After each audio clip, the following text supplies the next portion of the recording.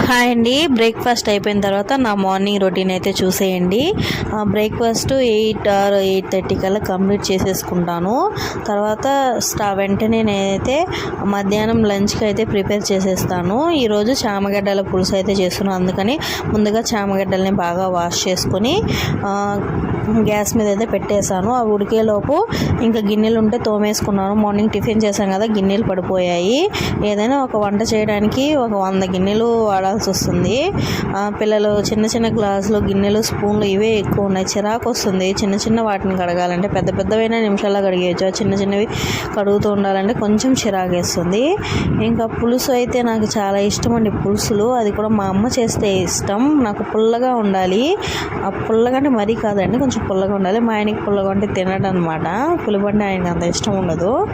ఇంకా చామదుంపల్ని ఉడకబెట్టుకున్న తర్వాత టమాటా, ఎర్రగడ్డ, ఆనియన్స్, టమాటాస్ బాగా వాడ్చుకొని, తెల్లగడ్డలు వేయలేదండి, లేవు ఇంట్లో, సరే స్కిప్ చేశాను.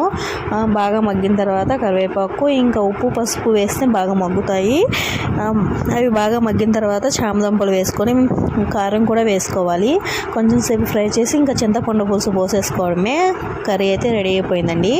ఇది నేను 4 సైడ్ ఉండే గ్రేటర్ తీసుకున్నాను. ఇంతకుముందు ఫ్లాట్గా ఉంటుంది కదండి, అదొకటి ఉండేది మా ఇంట్లో, ఫస్ట్ విరిగిపోయింది. మళ్ళీ అలాంటిది దీనికోసం అని వెళ్తే కనిపించలేదు, అందుకు మళ్ళీ ఇలాంటిది తీసుకొచ్చుకున్నాను. ఇదైతే సూపర్గా ఉందండి.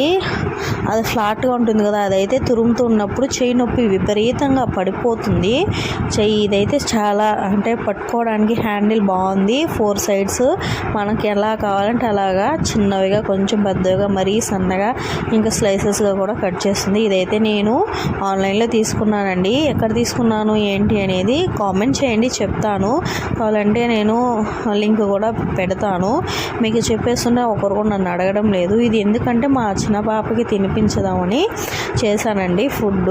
ఇప్పుడు 7th month కదా, చిన్నపిల్లలకి ఎలాంటి ఫుడ్ పెట్టాలో కావాలంటే కూడా నాకైతే కామెంట్ చేయండి, నేనైతే చెప్తాను. ఇది బాగా ఉడకబెట్టి మ్యాష్ చేసి కావాలనుకుంటే మిక్సీలో కూడా వేసి మెత్తగా పెడితే కొంచెం పిల్లలు తింటారు. మా పాపకైతే ట్రై చేశాను.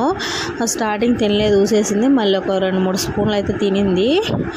స్టార్టింగ్ అలవాటు చేసేటప్పుడు అంతా తినేయరండి, కొంచెం కొంచెం తింటారు. మళ్ళీ అలవాటు పడితే ఇంకా తినేస్తారండి. అంతే అండి ఈ వీడియో. Bye bye.